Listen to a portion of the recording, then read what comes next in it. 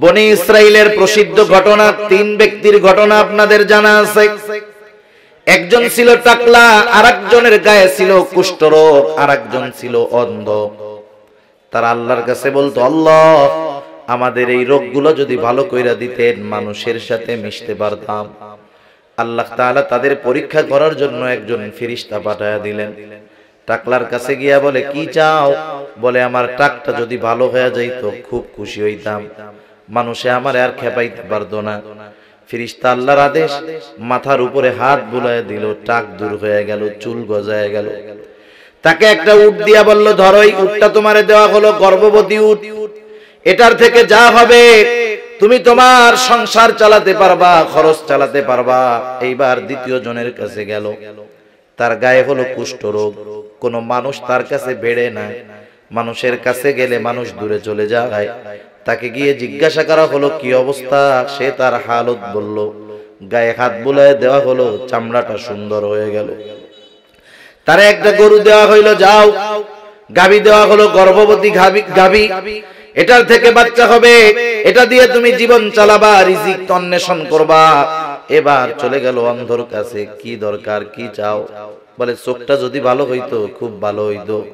চোখের উপরে হাত বুলায় দিল, চোখটা ভালো হয়ে গেল। একটা ছাগল দেওয়া হলো, গর্ভবতী ছাগল, এইগুলার থেকে বাচ্চা হলো। প্রত্যেকে অনেক উটের মালিক, গরুর মালিক, ছাগলের মালিক হয়ে গেল। দীর্ঘদিন পর আল্লাহ তাআলা পরীক্ষা নেওয়ার জন্য আবার ফেরেশতারে পাঠায়া দিলেন। প্রথম জনের কাছে গিয়ে এবার ফেরেশতা বলতেছে, মানব আকৃতি ধারণ করে আসছে, বলতেছে, ওই আমি তো মুসাফির, অনেক দূরে আমাকে যেতে হবে, তুমি যদি আল্লাহ তাআলা তোমারে অনেক কিছু দিয়েছে, গরু দিয়েছে, উট দিয়েছে, একটা উট যদি আমারে দিতা, আমি আমার গন্তব্যে পৌঁছায়া যেতে পারতাম। সে বলল, না, উট টুট দেওয়া যাবে না। এইবার ফেরেশতা তো মানব আকৃতিতে আসছে, বলতেছে, হায় তুমি তো সেই লোক যে একটা সময় টাক ছিল, কোনো সম্পদ তার ছিল না, আল্লাহ তাআলা দয়া করে তোমার টাক মাথায় চুল গজানোর ব্যবস্থা করলো, উট দিল, বরকত দিল, তুমি কি সেই লোক না? এবার সে কয়, না না, আমার বাপ দাদা আগের থেকেই ধনী, এগুলো আমাদের পূর্বপুরুষের সম্পদ। এইবার ফেরেশতা দোয়া করতেছে, তুমি যদি মিথ্যা বলে থাকো তাহলে তোমার আগের অবস্থা যেমন ছিল আল্লাহ জানি তেমনটাই করে দেয়।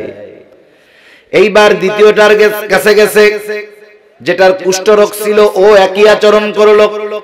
বলে, তুমি যদি মিথ্যা বলে থাকো তোমার অতীতে যে অবস্থা ছিল আল্লাহ তাআলা জানি সেই অবস্থায় আবার ফিরায় নাই।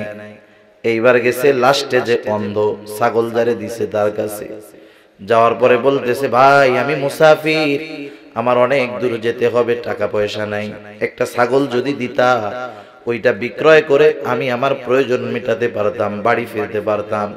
ওই লোকটা বলতেছে, ভাই একটা নয়, তোমার যতগুলা প্রয়োজন তুমি সবগুলা নিয়ে যাও, তোমার যতগুলা দরকার তুমি নিয়ে যাও, কোনো অসুবিধা নাই, কারণ একটা সময় আমার কিছুই ছিল না, আমাকে আল্লাহ তাআলা এইগুলা দিয়েছে।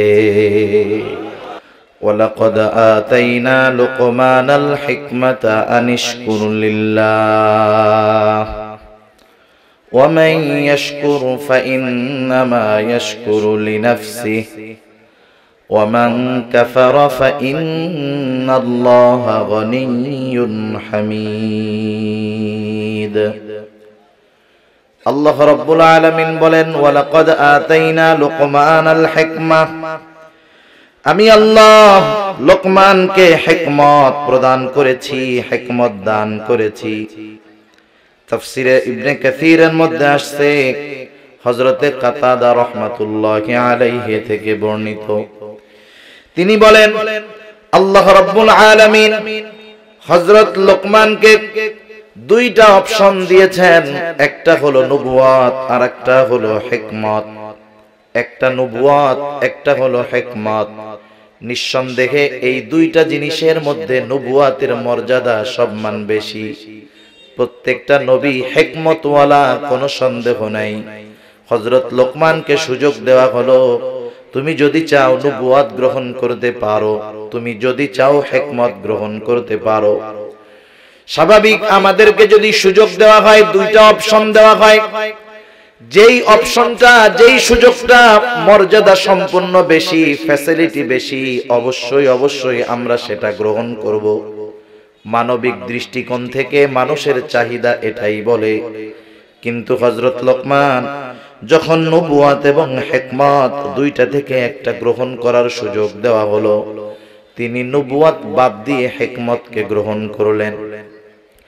প্রশ্ন করা হলো, লোকমান, আল্লাহ তাআলা তো আপনাকে নবুয়াত গ্রহণ করার সুযোগ দিয়েছিলেন, কিন্তু আপনি নবুয়াত বাদ দিয়ে কেন আপনি হিকমতকে গ্রহণ করলেন? হযরত লোকমান বললেন, শোনো, নবুয়াত যদি আল্লাহ তাআলা আমাকে গ্রহণ করার সুযোগ না দিয়ে নিজের থেকে নিজে জিম্মাদারি দিয়ে দিতেন, এই জিম্মাদারি পালন করতে গিয়ে যত রকমের দায়িত্ব, যত রকমের বিষয়ের প্রয়োজন হতো সব আল্লাহ তাআলা বন্দোবস্ত করতেন। আর আমি যদি নিজের থেকে নবুয়াত গ্রহণ করতাম, এই নবুয়াতের দায়িত্ব পালন করতে গিয়ে আমার যদি কোনো ত্রুটি বিচ্যুতি ভুল ভ্রান্তি হয়ে যাইত, তাহলে এর জন্য আমাকে জবাবদিহিতা করা লাগতো। যেহেতু আল্লাহ তাআলা নিজের থেকে আমাকে নবুয়াত প্রদান করেন নাই, এই জন্য আমি নবুয়াত গ্রহণ না করে হিকমতকে গ্রহণ করেছি। কারণ নবুয়াতের দায়িত্ব যদি নিজের থেকে নিতাম, ত্রুটি বিচ্যুতি হইলে আমার জন্য জবাবদিহিতার কাঠগড়ায় আমাকে দাঁড়াইতে হইতো। আর যদি আল্লাহ তাআলা দায়িত্ব দিতেন, এই জিম্মাদারি পালনের জন্য যত ব্যবস্থাপনা গ্রহণের দরকার সব করতেন কে? হযরত লোকমান হিকমতকে গ্রহণ করলেন। হিকমত কাকে বলে? হিকমত হলো প্রজ্ঞা, হিকমত হলো জ্ঞান, হিকমত হলো দ্বীনের বুঝ, হিকমত হলো অবস্থা বুঝে কথা বলা, কাজ করার যোগ্যতা। হিকমত হলো দ্বীনের পরিপূর্ণ বুঝ। হিকমত হলো স্বপ্নের তাওয়ির, স্বপ্নের ব্যাখ্যা। হযরত লোকমানকে আল্লাহ তাআলা হিকমত প্রদান করেছেন। আল্লাহ তাআলা সেই কথাই বলেন, ওয়ালাকাদ আতাইনা লুকমানাল হিকমা, আমি লোকমানকে হিকমত দান করেছি। লোকমান খুব প্রজ্ঞাবান একজন ব্যক্তি ছিলেন। হযরত দাউদ আলাইহিস সালামের জামানা তিনি পেয়েছেন। দাউদ আলাইহিস সালাম নবুয়ত পাওয়ার আগ পর্যন্ত তিনি মানুষের মাঝে মাসআলা বলতেন, ফতোয়া দিতেন। কিন্তু হযরত লোকমানের প্রাথমিক জীবনটা এমন ছিল না। হযরত লোকমান ছাগলের রাখালগিরি করতেন।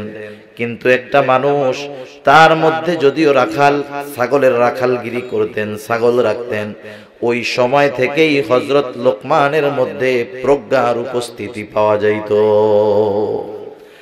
ওনার অনেক হিকমতপূর্ণ কথা আরবের মধ্যে প্রসিদ্ধ ছিল। যেমন হযরত লোকমান এক ব্যক্তির ছাগল লালন পালন করত।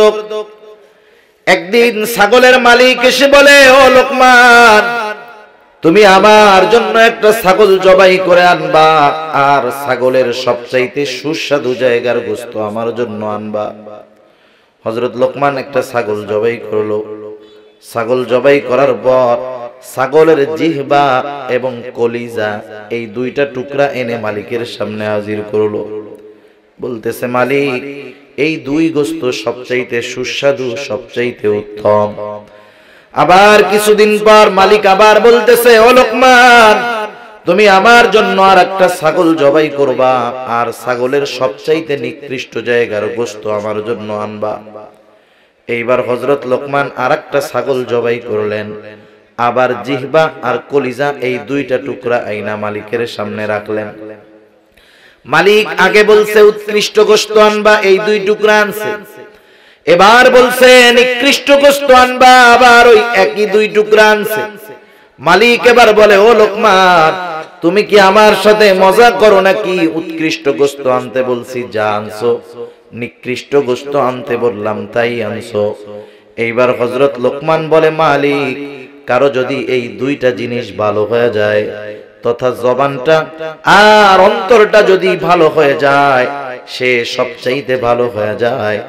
আর যার এই দুইটা জিনিস খারাপ হয়ে যায়, সে সবচাইতে নিকৃষ্ট হয়ে যায়। যার অন্তর আর জবান ঠিক হয়ে যায়, সে সর্বোৎকৃষ্ট মানুষ হয়ে যায়। আর যার এই দুইটা জিনিস নষ্ট হয়ে যায়, সে সবচাইতে নিকৃষ্ট মানুষে পরিণত হয়ে যায়। হযরত লোকমান এইরকম প্রজ্ঞাবান ব্যক্তি ছিলেন। এখন আল্লাহ তাআলা ওনারে হিকমত দিলেন। বলেন তো এই হিকমতটা তো আল্লাহ তাআলার পক্ষ থেকে একটা নেয়ামত। আমরা তো নেয়ামত বলতে শুধু বুঝি টাকা পয়সা, ধন দৌলত, সম্মান, জ্ঞান, পদ পদবী, এটাই শুধু নেয়ামত এমনটা নয়। বরং মানুষ যদি ইলম অর্জন করতে পারে, জ্ঞান পায়, এর চাইতে বড় নেয়ামত আর কিছু হতে পারে না। তাহলে হযরত লোকমান যেই হিকমত আল্লাহ তাআলার পক্ষ থেকে পাইলেন, এটা বড় একটা নেয়ামত। এটা কি বলেন না? নেয়ামত। নেয়ামত যদি পাওয়া যায়, শুকরিয়া আদায় করতে হয় কার? একটু জোরে বলেন কার? আল্লাহ তাআলার শুকরিয়া আদায় করতে হয়। আল্লাহ তাআলা বলেন আমি লোকমানকে হিকমত দিয়েছি কেন? আনিশকুর লিল্লাহ, সে জানি আল্লাহ তাআলার কৃতজ্ঞতা প্রকাশ করে, নিয়ামতের শুকরিয়া আদায় করে। হযরত লোকমান ছাগল চড়াইতেন, একটা জামানা গেছে। হযরত লোকমানের ব্যাপারে প্রসিদ্ধি আছে, উনি যখন নসিহত করতেন, ওয়াজ করতেন, হাজার হাজার মানুষ বিভিন্ন জায়গা থেকে ওনার ওয়াজ নসিহত শোনার জন্য আসতো। একদিন উনি মানুষের সামনে নসিহত করতেছেন, শ্রোতাদের মধ্য থেকে একজন দাঁড়ায় গেছে, বলে লোকমান আমি আপনার কাছে কিছু বিষয়ে জানতে চাই, একটু বলবেন নাকি? বলে হ্যাঁ বলো, কি জানতে চাও? বলে আপনি কি সেই লোকমান যে একটা সময় আমার সাথে জঙ্গলের মধ্যে ছাগল চড়াইতো? আপনি কি সেই লোকমান নাকি? হযরত লোকমান কোনো দ্বিধা দ্বন্দ্বে ভোগেন নাই। প্রশ্নকারী প্রশ্ন করার সাথে সাথে তিনি বললেন হ্যাঁ, আমি সেই লোকমান যে একটা সময় ছাগলের রাখালগিরি করতাম। একটু শিক্ষণীয় বিষয়টা কি একটু খেয়াল করেন। আমাদের সমাজে, আপনাদের সমাজে হয়তো থাকতে পারে যে এক সময় তার কিছুই ছিল না, একেবারে নুন আনতে পান্তা ফুরাইতো। বুঝেন তো নুন আনতে পান্তা ফুরানি কারে কয়? নুন আনতে পান্তা ফুরাইতো, তার এমন অবস্থা। কিন্তু একটা সময় ভাগ্যের চাকা ঘুরে গেছে, অনেক টাকা পয়সা, গাড়ি বাড়ির মালিক হয়ে গেছে। অনেক মানুষ আছে একটা সময় অবস্থা এরকম খারাপ ছিল, এখন টাকা পয়সার মালিক হয়েছে, তারে সহজে চেনাই যায় না। হয় কি হয় না? এইরকম অনেক মানুষ আছে, এক সময় গরিব ছিল, এখন ধনী হয়ে গেছে। মানুষের সামনে আপনি যদি তার ওই অতীতকে স্মরণ করায়া দেন, যেই অতীত ছিল তার কষ্টের, বন্ধু বান্ধব লোকজন আছে, আপনি যদি তাদের সামনে জিজ্ঞাসা করেন ওরে ভাই আপনি সেই লোক না যে আমার বাড়ি একদিন রুটি চাইতে আইছিলেন, ওর মেজাজ গরম হয়ে যাবে না?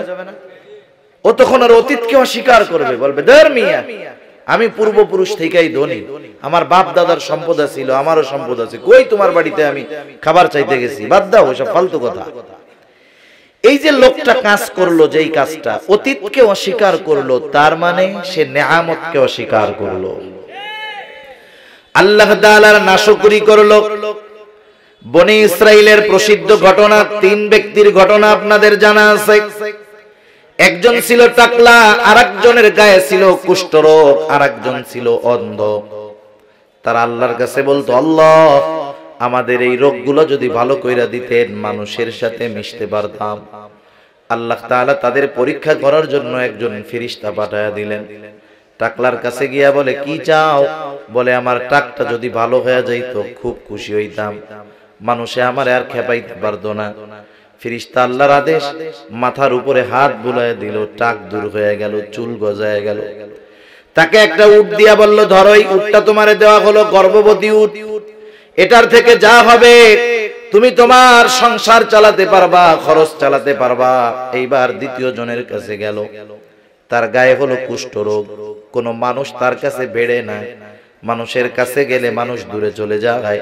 তাকে গিয়ে জিজ্ঞাসা করা হলো কি অবস্থা, সে তার হালত বলল, গায়ে হাত বুলায় দেওয়া হলো, চামড়াটা সুন্দর হয়ে গেল। তার একটা গরু দেওয়া হইলো, যাও। গাভী দেওয়া হলো, গর্ভবতী গাভী, এটার থেকে বাচ্চা হবে, এটা দিয়ে তুমি জীবন চালাবা, রিজিক অন্বেষণ করবা। এবার চলে গেল অন্ধর কাছে, কি দরকার, কি চাও? বলে চোখটা যদি ভালো হইতো খুব ভালো হইতো। চোখের উপরে হাত বুলায় দিল, চোখটা ভালো হয়ে গেল। একটা ছাগল দেওয়া হলো, গর্ভবতী ছাগল। এইগুলার থেকে বাচ্চা হলো, প্রত্যেকে অনেক উটের মালিক, গরুর মালিক, ছাগলের মালিক হয়ে গেল। দীর্ঘদিন পর আল্লাহ তাআলা পরীক্ষা নেওয়ার জন্য আবার ফেরেশতারে পাঠায়া দিলেন। প্রথম জনের কাছে গিয়ে এবার ফেরেশতা বলতেছে, মানব আকৃতি ধারণ করে আসছে, বলতেছে ওই আমি তো মুসাফির, অনেক দূরে আমাকে যেতে হবে, তুমি যদি আল্লাহ তাআলা তোমারে অনেক কিছু দিয়েছে, গরু দিয়েছে, উট দিয়েছে, একটা উট যদি আমারে দিতা আমি আমার গন্তব্যে পৌঁছায়া যেতে পারতাম। সে বলল না, উট টুট দেওয়া যাবে না। এইবার ফেরেশতা তো মানব আকৃতিতে আসছে, বলতেছে হায় তুমি তো সেই লোক যে একটা সময় টাক ছিল, কোনো সম্পদ তার ছিল না, আল্লাহ তাআলা দয়া করে তোমার টাক মাথায় চুল গজানোর ব্যবস্থা করলো, উট দিল, বরকত দিল, তুমি কি সেই লোক না? এবার সে কয় না না, আমার বাপ দাদা আগের থেকেই ধনী, এগুলো আমাদের পূর্বপুরুষের সম্পদ। এইবার ফেরেশতা দোয়া করতেছে, তুমি যদি মিথ্যা বলে থাকো তাহলে তোমার আগের অবস্থা যেমন ছিল আল্লাহ জানি তেমনটাই করে দেয়। এইবার দ্বিতীয়টার কাছে গেছে, যেটার কুষ্ঠরোগ ছিল, ও একই আচরণ করলো, বলে তুমি যদি মিথ্যা বলে থাকো তোমার অতীতে যে অবস্থা ছিল আল্লাহ তাআলা জানি সেই অবস্থায় আবার ফিরায় নেয়। এইবার গেছে লাস্টে যে অন্ধ, ছাগল যারে দিছে তার কাছে যাওয়ার পরে বলতেছে, ভাই আমি মুসাফির, আমার অনেক দূর যেতে হবে, টাকা পয়সা নাই, একটা ছাগল যদি দিতা ওইটা বিক্রয় করে আমি আমার প্রয়োজন মেটাতে পারতাম, বাড়ি ফিরতে পারতাম। ওই লোকটা বলতেছে, ভাই একটা নয়, তোমার যতগুলা প্রয়োজন তুমি সবগুলা নিয়ে যাও, তোমার যতগুলা দরকার তুমি নিয়ে যাও, কোনো অসুবিধা নাই, কারণ একটা সময় আমার কিছুই ছিল না, আমাকে আল্লাহ তাআলা এইগুলা দিয়েছে। আগের দুইজন অতীত অস্বীকার করছে, আর শেষের জন অতীত অস্বীকার করে নাই। খোঁজ নিয়ে দেখবেন সমাজে যেই মানুষগুলা অতীতকে অস্বীকার করে বেশিরভাগ নাশকর বান্দা, এরা আল্লাহর নিয়ামতের কৃতজ্ঞতা প্রকাশ করে না। কারণ কোন ব্যক্তি যদি গরিব থেকে ধনী হয় আর অতীতের কথা যদি তার মনে থাকে, আল্লাহ তাআলার কৃতজ্ঞতা সে যদি প্রকাশ করে, সম্পদের কারণে সে কখনো অহংকারী হয় না, অতীতকে ভুলে না, বরং সে অতীতকে মনে করে আরো বিনয়ী হয়ে যায়। হযরত লোকমানের অন্যতম গুণ, তিনি এত বড় মাপের ব্যক্তি হওয়ার পরেও তিনি অতীতকে অস্বীকার করেন নাই। তিনি বললেন, হ্যাঁ আমি সেই লোকমান যে অতীতে এক সময় ছাগল চড়াইতো। তাহলে আপনি এত বড় জ্ঞানী কি করে হলেন, সম্মান কিভাবে পেলেন? তিনি বললেন, শোনো, আমি মিথ্যা পরিত্যাগ করেছি, অনর্থক কথাবার্তা বাদ দিয়েছি, এই অহংকার বাদ দিয়েছি। এইরকম বেশ কয়েকটা গুণের কথা তিনি উল্লেখ করার পর তিনি বললেন, এইগুলার কারণে আল্লাহ তাআলা আমাকে এমন মর্যাদা দিয়েছে। হযরত লোকমানের ব্যাপারে আল্লাহ তাআলা কি বললেন? আনিশকুরুলিল্লাহ, এই হিকমত বা এই প্রজ্ঞা আমি তারে দান করছি যাতে সে আল্লাহ তাআলার কৃতজ্ঞতা প্রকাশ করে। সেজন্য হযরত লোকমান ছিলেন শুকরগুজার বান্দা। এখন বলেন তো, আমরা যদি নিয়ামত পাওয়ার পর শুকরিয়া আদায় করি তাহলে লাভ আল্লাহ তাআলার নাকি আমাদের? আল্লাহ রাব্বুল আলামিন কোরআনুল কারীমের মধ্যে জানায় দেন, লা ইন শাকারতুম লা আযীদান্নাকুম ওয়া লা ইন কাফারতুম ইন্না আযাবী লাশাদীদ। আল্লাহ রাব্বুল আলামিন বলেন, লা ইন শাকারতুম লা আযীদান্নাকুম, তোমরা যদি নিয়ামতের কৃতজ্ঞতা প্রকাশ করো, লা আযীদান্নাকুম, আমি তোমাদের জন্য আরো বাড়ায়া দিব, তথা নিয়ামতকে আরো বাড়ায়া দিব। ওয়ালা ইন কাফারতুম, আর তোমরা যদি কুফরি করো তথা নিয়ামতের নাশকরি করো, জেনে রাখো ইন্না আযাবী লাশাদীদ, আমার আযাব বড় শক্ত, আমার আযাব বড় কঠোর। তাহলে শুকরিয়া আদায় করলে লাভ আমাদের। এজন্য আল্লাহ তাআলা এর পরপর বলেন, ওয়া মান ইয়াশকুর ফাইন্নামা ইয়াশকুরু লিনাফসিহি, যে শুকরিয়া আদায় করে সে তা নিজের জন্যই করে। আমার ভাই উবাইদুর রহমান হুজাইফি বলে গেছে, সকাল সন্ধ্যা বারবার তাসবিহের কথা, আলহামদুলিল্লাহ বললে কি লাভ? এই ফজিলতের কথা আপনারা আলহামদুলিল্লাহ শুনছেন। তাহলে দেখেন, কেউ যদি নিয়ামতের কৃতজ্ঞতা প্রকাশ করে সে সেটা নিজের জন্যই করে, তার মানে শুকরিয়া আদায় করলে লাভ আমাদের নিজেদের। আর আল্লাহ তাআলা এরপরে বলেন, ওয়ামান কাফারা ফাইন্নাল্লাহা গনিয়্যুন হামিদ। আর কেউ যদি মনে করে আলহামদুলিল্লাহ বললে লাভ আমার না, আলহামদুলিল্লাহ বললে আল্লাহ তাআলার লাভ, তাহলে সে ভুলের মধ্যে আছে। সে যদি নিয়ামতের না শুকরি করে, কুফরি করে, তাহলে সে জাইনা কাফারা ফাইন্নাল্লাহা গনিয়্যুন হামিদ। আল্লাহ তাআলা তো সপ্রশংসিত, উনি প্রশংসার অমুখাপেক্ষী, তিনি সব কিছুর থেকে অমুখাপেক্ষী। সে আল্লাহ তাআলার কৃতজ্ঞতা প্রকাশ না করলে আল্লাহ তাআলার সম্মানের কোনো ঘাটতি পড়বে না। সেজন্য আল্লাহ তাআলা বলেন ফাইন্নাল্লাহা গনিয়্যুন হামিদ। আল্লাহ তাআলা হলেন অমুখাপেক্ষী এক সপ্রশংসিত সত্তা। কেউ যদি তার কৃতজ্ঞতা প্রকাশ না করে এতে আল্লাহ তাআলার কোনো লাভ নাই। মূলত এই আয়াতের মাধ্যমে আল্লাহ তাআলা আমাদেরকে জানাইলেন যে হযরত লোকমান একজন প্রজ্ঞাবান ব্যক্তি ছিলেন। আমি আল্লাহ তাআলা তাকে হিকমত দান করেছি, সাথে সাথে হযরত লোকমান একজন শুকরগুজার বান্দা ছিলেন। স্বয়ং আল্লাহ তাআলা বলতেছে যে হযরত লোকমান আল্লাহ তাআলার শুকরগুজার বান্দা। তাহলে বুঝেন কেমন পরিস্থিতি। ওই লোকটা তার সন্তানদেরকে কি নসিহত করছে, আমি ওইগুলো অল্প সময় বইলা আপনাদের থেকে বিদায় নিই।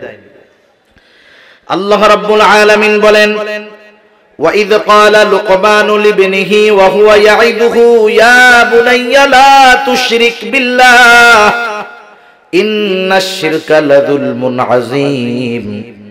এখানে হযরত লোকমান আল্লাহ তাআলার তাওহীদ তথা একত্ববাদের পরিচয় সন্তানকে শিক্ষা দিচ্ছে।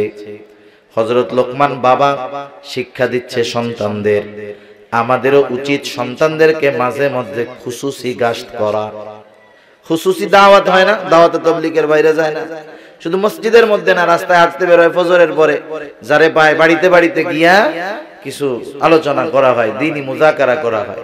সেজন্য প্রত্যেকটা বাবার উচিত সন্তানদেরকে মাঝে মধ্যে একাকী ঘরে বসাইয়া কিছু দ্বীনি কথা বলা। আর আমাদের খাসলত কি জানেন? আমাদের অনেকের সন্তান আছে কথাবার্তা কম শোনে। এই সন্তানকে আমরা সাইজ করি কোন সময়, নসিহত করি কোন সময়, যখন খাইতে বসছে আর রুমের আরেক পাশ থেকে বাপ জোরে জোরে চিৎকার করে বলতেছে। এটা সন্তানকে উপদেশ দেওয়ার সিস্টেম নয়। বরং সন্তানের সাথে বসেন, আবেগের সাথে, মোহাব্বতের সাথে, ভালোবাসার সাথে, মাথায় হাত বুলায়া আপনার তার প্রতি যে ইহসান, আপনি তার জন্য যে কষ্টগুলা করেছেন এগুলাকে বলার পর আপনি তাকে একটু উপদেশ দেন, দেখবেন গরম দেখাইয়া 10 বছরে যা না হয় নাই, নসিহতমূলক আবেগের সাথে, ভালোবাসার সাথে 10টা মিনিট যদি সন্তানকে এরকম বলেন, ওই 10 বছর যেই কাজ হয় নাই 10 মিনিটে হয়ে যাবে ইনশাআল্লাহ। হযরত লোকমান সন্তানকে খুব আবেগের সাথে, মোহাব্বতের সাথে বলতেছে, ইয়া বুনাইয়া লা তুশরিক বিল্লাহ, হে আমার বৎস তুমি আল্লাহ তাআলার সাথে শিরক কইরো না। শিরক কেন করবা না? ইন্নাশ শিরকা লাযুলমুন আযীম, কারণ শিরক হলো মহা জুলম, মহা অন্যায়। আল্লাহ তাআলা বান্দার সব গুনাহগুলা maaf করে দেয়, কিন্তু কেউ যদি আল্লাহ তাআলার সাথে শিরক করে, তওবা না করে, আল্লাহ তাআলা ওই গুনাহগুলা ক্ষমা করেন না। আল্লাহ তাআলা কোরআনুল কারীমের মধ্যে বলেন, ইন্নাল্লাহা লা ইয়াগফিরু আন ইউশরাকা বিহি ওয়া ইয়াগফিরু মা দুনা যালিকা লিমান ইয়াশা। আল্লাহ রাব্বুল আলামিন জানায় দেন তিনি সব গুনাহগুলা maaf করে দেন, শিরক ছাড়া। আরেক জায়গায় আল্লাহ তাআলা বলেন, মান ইউশরিক বিল্লাহি ফাকাদ হারামাল্লাহু আলাইহিল জান্নাহ। আল্লাহ তাআলা বলেন যে আল্লাহ তাআলার সাথে শিরক করে তার জন্য আল্লাহ তাআলা জান্নাতকে হারাম করে দেয়। সেজন্য নিজেরা তো শিরক থেকে বাঁচবো, আমাদের সন্তানদেরকেও শিরক থেকে বাঁচার জন্য আমরা নসিহত করব, উপদেশ দিব। কারণ কি? শিরক হলো মহা এক জুলম, মহা এক অন্যায়, মহা এক পাপ। প্রত্যেকটা পাপ জুলম, প্রত্যেকটা পাপ জুলম, কিন্তু শিরক হলো মহা জুলম, মহা অন্যায়। আল্লাহ সব গুনাহ মাফ করে দিবেন, কিন্তু শিরকের গুনাহ তাওবা না করলে আল্লাহ তাআলা মাফ করবেন না। এরপরে আল্লাহ তাআলা সমগ্র দুনিয়ার মানুষের উদ্দেশ্যে কিছু নসিহত করেছেন, আমি ওইদিকে যাব না। শুধু হযরত লোকমানের নসিহতগুলো আপনাদের খেদমতে পেশ করে আমি আমার আলোচনা শেষ করব। এরপরে হযরত লোকমান সন্তানকে দ্বিতীয় যে নসিহত করতেছে, হযরত লোকমান সন্তানকে এবার বলতেছে, ইয়া বুনাইয়া ইন্নাহা ইন তাকু মিসকালা হাববাতিন মিন খারদালিন ফাতাকুন ফি সখরাতিন আও ফিস সামাওয়াতি আও ফিল আরদ ইয়াতি বিহাল্লাহ। আল্লাহ তাআলা বলেন, হে আমার বৎস, ইয়া বুনাইয়া ইন্নাহা ইন তাকু মিসকালা হাববাতিন মিন খারদাল, ও আমার বৎস, সেই কাজটা মুফাসসিরিন কেরাম বলেন ইন্নাহা দ্বারা উদ্দেশ্য হলো, কেউ কেউ বলেন নেক আমল, কেউ কেউ বলেন বদ আমল, কেউ কেউ বলেন এর দ্বারা উদ্দেশ্য উভয় আমল, সেটা মন্দ হতে পারে ভালো হতে পারে। সন্তানকে হযরত লোকমান এবার বলতেছে, নো আমার বৎস, তোমার আমলটা যদি সরিষা দানা পরিমাণও হয়, তোমার আমলটা যদি সরিষা দানা পরিমাণও হয়, আর ওই আমলটা যদি ফাদাকুন ফি সখরাতিন আও ফিস সামাওয়াতি আও ফিল আরদ, ওই সরিষা দানা পরিমাণ আমলটা যদি পাথরের মধ্যেও করো, ওই আমলটা যদি পাথরের মধ্যেও থাকে, ওই আমলটা যদি আসমানের মধ্যেও থাকে, ওই আমলটা যদি জমিনের মধ্যেও থাকে, ইয়াতি বিহাল্লাহ, ওই আমলটাকে হাজির করবে কে?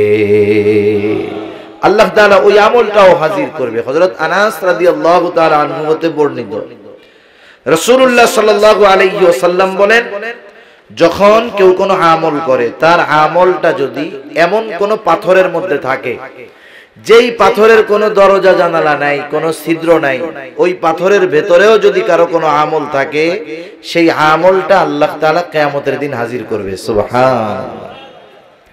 কেন হাজির করবে?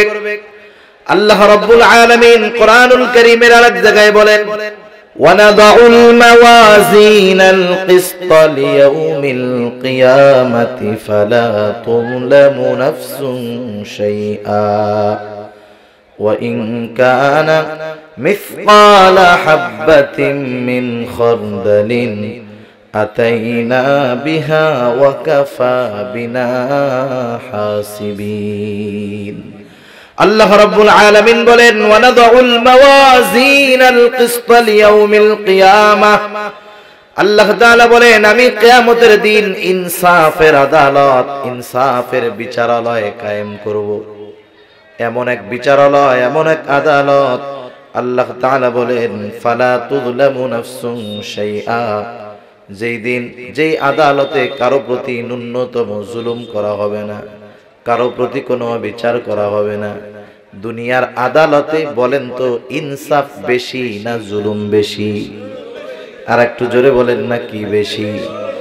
দুনিয়ার আদালতে একেবারে নিরপরাধ মানুষ জেলখানার মধ্যে ফাঁসির কাস্টে ঝোলার জন্য অপেক্ষা করতেছে, কোনো অপরাধ করে নাই। আবার দুনিয়ার মধ্যে 10 খুন করে মুক্ত বাতাসে দিব্যি ঘুরে বেড়াইতেছে এমন লোক আছে না? নাই, অভাব নাই। দুনিয়ার আদালতে জুলুম আছে, ইনসাফ কম আছে, কিন্তু আল্লাহ তাআলা বলেন, আমার আদালতে ন্যূনতম কোনো জুলুম নাই। ফালা তুযলামু নাফসুন শাইআ وَإِن كَانَ مِثْقَالَ حَبَّةٍ مِّنْ خَرْدَلٍ أَتَيْنَا بِهَا, কেউ যদি দুনিয়াতে সরিষা দানা পরিমাণ কোনো আমল করে থাকে, আতাইনা বিহা, ওই আমলটা সহ তাকে হাজির করা হবে। শুধু হাজির করা হবে তা নয়, আল্লাহ তাআলা তার আমলের হিসাবও নেবেন। আল্লাহ তাআলা বলেন, কাফা বিনা হাসিবিন, হিসাব নেওয়ার জন্য আমি আল্লাহই যথেষ্ট। সেজন্য হযরত লোকমান সন্তানকে বুঝাইতেছেন যে, ছেলে, তুমি যদি কোনো পাপ করো, সেই পাপটা যদি এমন জায়গায় করো দুনিয়ার কেউ দেখে না, কেউ জানে না, এমন জায়গায়ও যদি তুমি কোনো পাপ করো, সেই পাপের খবর আছে কার কাছে? কারণ কি? কারণ হলো ইন্নাল্লাহা লাতীফুন খাবীর, আল্লাহ রাব্বুল আলামিনের কাছে সব খবর আছে, তিনি হলেন সূক্ষ্মদর্শী। জমিনের কোথাও যদি একটা শুকনা পাতাও গহীন অরণ্যের মধ্যে পড়ে, ওই পাতা গাছ থেকে জমিনে পড়লে যেই আওয়াজ হয়, ওই আওয়াজটাও আল্লাহ তাআলা শোনে। শুধু তাই না, জমিনের উপরে যখন পিঁপড়া চলে, পিঁপড়া চলার কারণে যে আওয়াজ হয়, ওই আওয়াজটাও আল্লাহ তাআলা শুনতে পায়। যেই আল্লাহ তাআলা এতটা সূক্ষ্মদর্শী, সেই আল্লাহ তাআলার নজর কখনো ফাঁকি দিতে পারবা না। সেজন্য অনেক ছেলে আছে, বাবার সামনে পীর সাহেব, বাবার সামনে কি সুফি সাহেব, ওনার মতো ভালো ছেলে আর কেউ নাই। যখনই উনি দরজা আটকায়া ঘরের মধ্যে গেছে, মোবাইল ইন্টারনেটের লাইন দিয়া এমন কাজ শুরু করছে, শয়তান আর ওর কাছে নাই। শয়তান বলে, তোর কাছে থেকে আমি নিরাপদ না, যে কোনো টাইমে চিত্রাং আসতে পারে, আসার আগে আমি ভাগি। কথা বুঝেন নাই? সেজন্য আমার সন্তানের মাথার মধ্যে ঢুকায় দিতে হবে যে, সন্তান তুমি আমার সামনে যেমন ভালো থাকো, আমার আড়ালেও, চোখের আড়ালেও, অগোচরেও তুমি ভালো থাইকো, ভালো কাজ কইরো। কারণ তুমি যদি একাকী কোনো মন্দ কাজ করো, সেটাও আল্লাহ জানেন।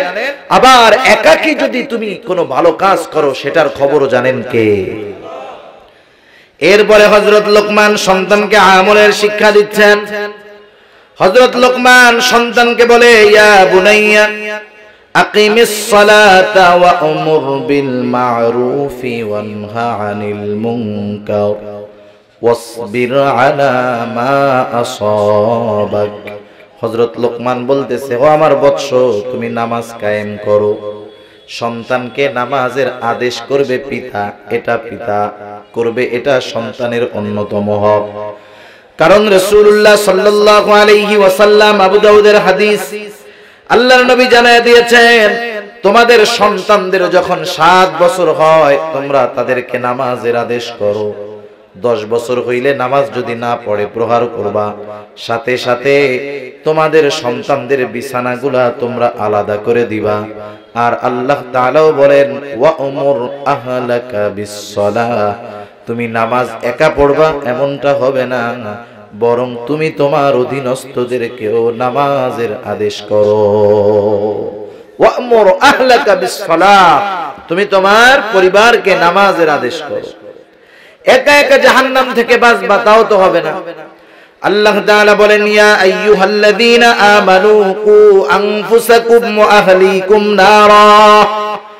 আল্লাহ তাআলা বলেন, হে ঈমানদারেরা, কু আনফুসাকুম ওয়া আহলিকুম নারা, তোমরা নিজেরা জাহান্নামের আগুন থেকে বাঁচো, অধীনস্থদেরকেও জাহান্নামের আগুন থেকে বাঁচাও।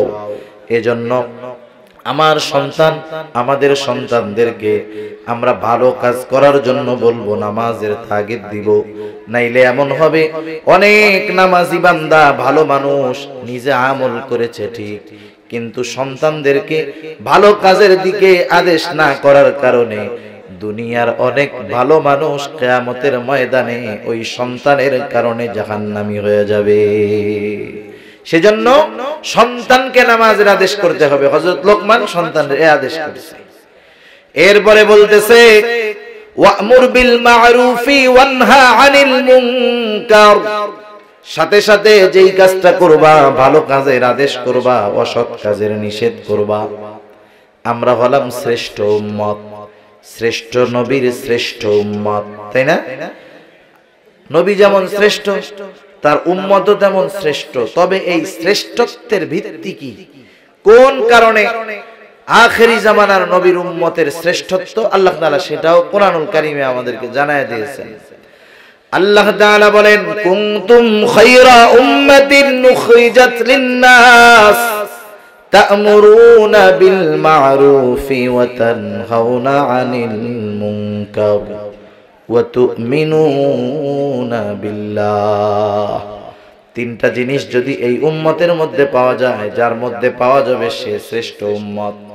আল্লাহ তাআলা বলেন, তোমরা হইলা শ্রেষ্ঠ উম্মত, তোমাদেরকে মানুষের কল্যাণের জন্য বের করা হয়েছে।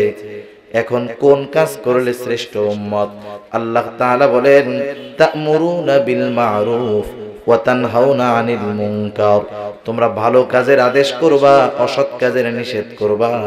ওয়া তুমিনুনা বিল্লাহ, আর আল্লাহ তাআলার প্রতি ঈমান আনবা। ভালো কাজের আদেশ, অসৎ কাজের নিষেধ, সাথে সাথে যদি ঈমান থাকে তাহলে সেই লোকটা হলো শ্রেষ্ঠ উম্মত।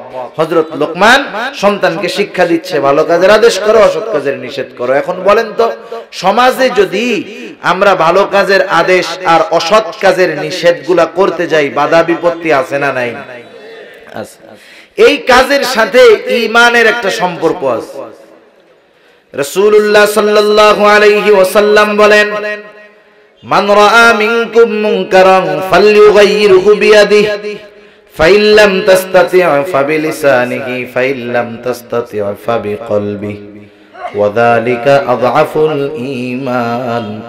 নবীজি বলেন, তোমরা যখন কোনো মন্দ কাজ দেখবা, অন্যায় কাজ দেখবা, মান রাআ মিনকুম মুনকারান ফালইউগাইয়িরহু বিয়াদিহি, প্রথমত দায়িত্ব হলো যদি ওই কাজটাকে বাধা দিয়ে ওই মন্দ কাজটাকে ফিরাইয়া দেওয়ার ক্ষমতা থাকে, তাহলে দায়িত্ব হলো ওই কাজটাকে থামায়া ভালো কাজ দ্বারা পরিবর্তন করতে হবে।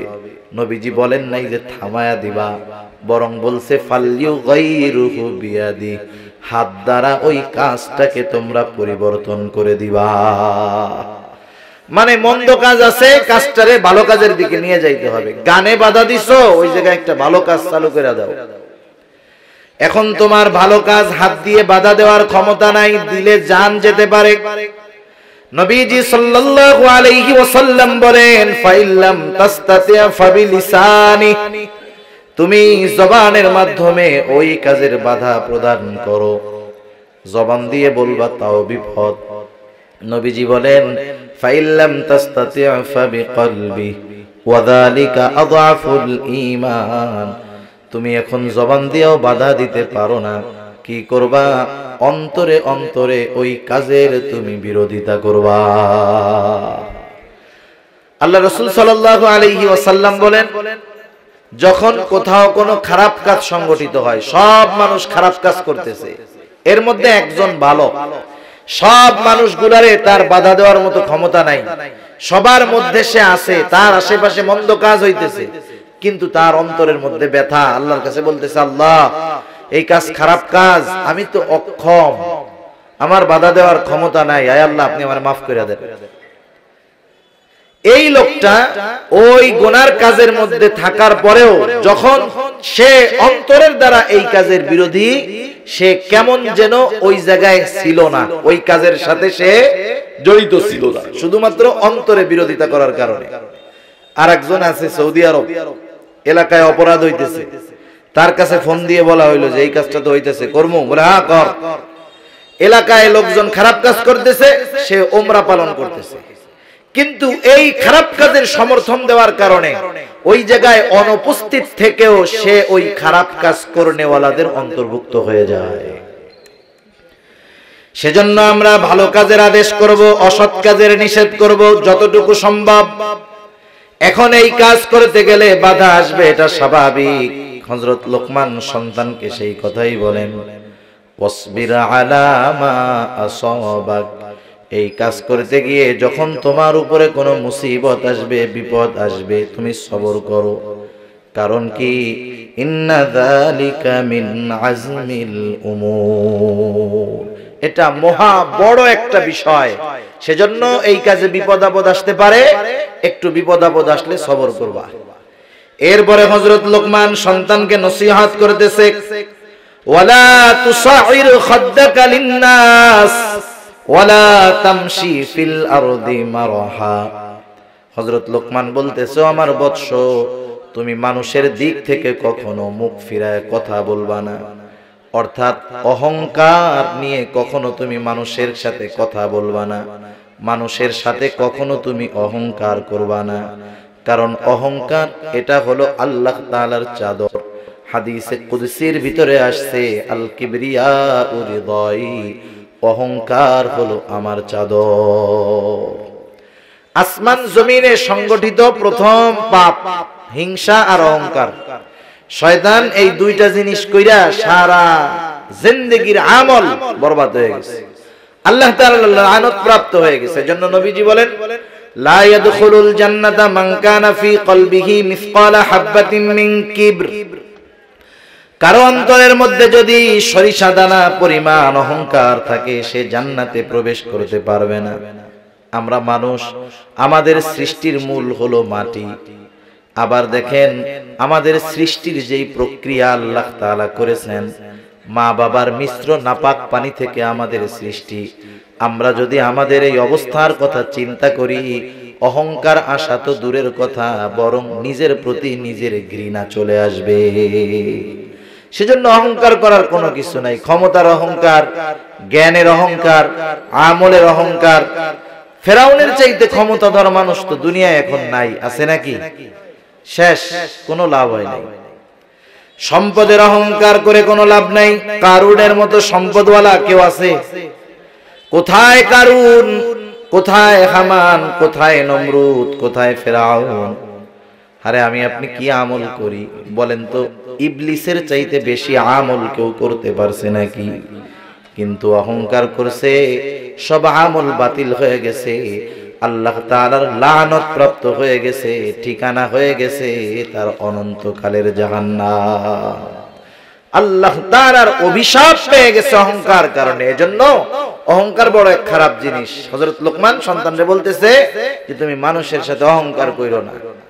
কারণ এখন হয় একজনের একটু টাকা পয়সা হইলে, গরিব মানুষ যে আমরা তার একটু ছোট দৃষ্টিতে দেখি, অহংকার করি।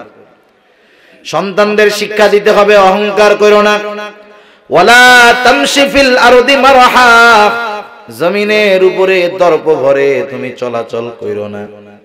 কারণ আল্লাহ তাআলা বলেন, ওয়ালা তামশি ফিল আরদি মারহা ইন্নাকা লান তাখরিকাল আরদা ওয়া লান তাবলুগাল জিবালা তুলা।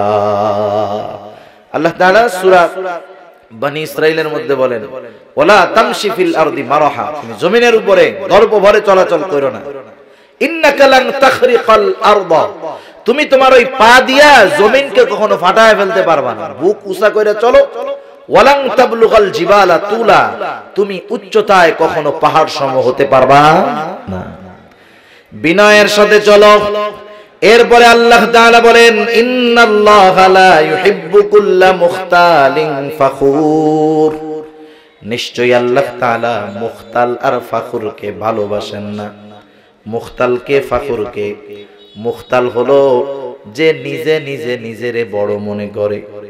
অনেক সময় নিজে নিজে রসগোল্লা খায় আর কি, বুঝেন নাই যে আমি খুব ভালো, তো আমি তো ভালো আলেম, ভালো বক্তা, ভালো ওয়াইজ, আমি ভালো জ্ঞানী মানুষ, নিজে নিজে মনে করে আর কি। এই হলো মুখতাল। আর ফাখুরকে, ফাখুর হলো নিজের বড় মনে করে আরেকজনকে তুচ্ছ মনে করে। মনে করে যে আমি ওর চেয়ে ভালো আলেম, আমি ওর চাইতে ভালো ওয়াইজ, আমি ওর চাইতে ভালো আমলি, এরকম যদি কেউ মনে করে তাহলে সে হলো ফাখুর। আর মুখতাল যে নিজে নিজে নিজেকে বড় মনে করে। এই দুই বদ অভ্যাস যার মধ্যে আছে, তারে ভালোবাসে না কে? আল্লাহ তাআলা তাকে ভালোবাসে না। আল্লাহ আমাদের অহংকার থেকে হেফাজত করুক, সবাই বলি আমিন। এরপরে হযরত লোকমান সন্তানকে শিক্ষা দিচ্ছে, ওয়াকসিদ ফি মাশিকা ওয়াগদুদ মিন সাউতিক। ও আমার বৎস, জমিনে দর্প ভরে চলবা না। কেমনে চলবা? হযরত লোকমান বলে, ও আমার বৎস, ওয়াকসিদ ফি মাশিক, তুমি জমিনের মধ্যে নম্রতার সাথে চলাচল করো। পবিত্র কোরআনুল কারীমের সূরা ফুরকানের মধ্যে আল্লাহ তাআলা দয়াময় রহমানের বান্দাদের কিছু গুণাবলী বর্ণনা করেন। ওই জায়গায় আল্লাহ তাআলা বলেন, ওয়া ইবাদুর রহমানিল্লাযীনা ইয়ামশুনা আলাল আরদি হাওনা। রহমানের বান্দাদের অন্যতম গুণাবলীর মধ্যে অন্যতম গুণ হলো তারা যখন জমিনে চলাচল করে নম্রতার সাথে চলে, বিনয়ের সাথে তারা পদক্ষেপ ফেলে। হযরত লোকমান সন্তানকে সেই কথা বলতেছে, ওয়াকসিদ ফি মাশিক, তুমি জমিনের মধ্যে মধ্যম পন্থা অবলম্বন করে হাঁটো। একেবারে বিনা কারণে অতি জোরে চলো না, আবার ওই নাসারাদের মতো একেবারে ধীরে ধীরেও চলো না। মধ্যম পন্থা অবলম্বন করে হাঁটো, এটা হলো হাঁটার আদব। এরপরে বলেন, ওয়াগদুদ মিন সাউতিক, তুমি তোমার কণ্ঠস্বরকে নিচু রাখো। অর্থাৎ অপ্রয়োজনে তোমার কণ্ঠ উঁচু করো না, চিৎকার চেঁচামেচি করো না। অনেক সময় আমাদের সাথে যখন কারো কোনো তর্ক হয়, কথাবার্তা হয়, আমরা মনে করি আমার গলাটা যদি উঁচু করতে পারি আমি মনে হয় পাস। করে না এরকম? দুজনে লাগছে, ও এত জোরে বলে আর একজনের কথা শোনাই যায়, ও তো মনে করতেছে আমি খুব ভালো কাজ করতেছি, আমার চাইতে বীর আর কে আছে। এই বিনা প্রয়োজনে যারা কর্কশতার সাথে কথা বলে, উচ্চস্বরে কথা বলে, এদেরকে গাধার আওয়াজের সাথে তাদের আওয়াজের তুলনা করা হয়েছে। ইন্না আনকারাল আসওয়াতি লাসাউতুল হামির, নিকৃষ্ট আওয়াজ হলো গাধার আওয়াজ। সেই জন্য কর্কশতার স্বরে বিনা প্রয়োজনে উচ্চস্বরে আমরা কথা বলবো না। হযরত লোকমান সন্তানদেরকে এখানে শিক্ষা দিয়ে দিলেন। এক নাম্বার শিক্ষা দিলেন তাওহীদের শিক্ষা, ঈমানের শিক্ষা। দুই নাম্বার শিক্ষা দিলেন আল্লাহ তাআলার ইলমটা কেমন, এটার শিক্ষা। তিন নাম্বার শিক্ষা দিলেন আমলের শিক্ষা। চার নাম্বার শিক্ষা দিলেন মানুষের সাথে চলাফেরার এই শিক্ষা। আমরাও যদি হযরত লোকমানের এই নসিহতগুলা যথাযথ সময়ে যথাযথভাবে আমাদের সন্তানদেরকে করতে পারি, চিন্তা করা লাগবে না এই নসিহতগুলা যদি আমাদের সন্তানেরা আমল করে, ওরাও সুনাগরিক সুসন্তান হিসাবে বড় হবে। সেজন্য সন্তানকে মানুষ বানানোর দায়িত্ব শুধু শিক্ষকদের দিলে হবে না, নিজেদেরও কিছু দায়িত্ব পালন করতে হবে। আল্লাহ সুবহানাহু ওয়া তাআলা যে কথাগুলো আলোচনা হলো